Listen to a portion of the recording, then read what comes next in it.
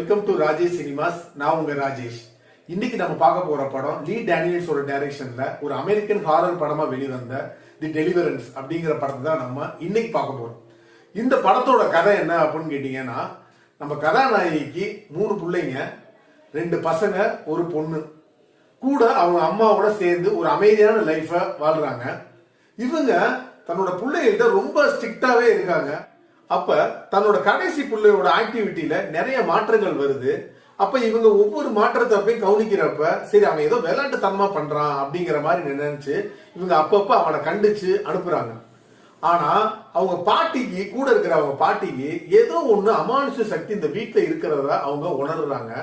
அத தன்னோட மகள்கிட்டையும் அதை கன்வே பண்றாங்க. ஆனா மகளும் அதை கொஞ்சம் கூட கண்டுக்கிற மாதிரியே கிடையாது. அதெல்லாம் அது மேல நம்பிக்கை, அதெல்லாம் இல்லம்மா நீ பாட்டுக்கு வாமா பேசாம இருமா அப்படின்னு சொல்லி சொல்றாங்க. ஆனா அந்த கடைசி பையனோட ஆக்டிவிட்டி நாளாக நாள்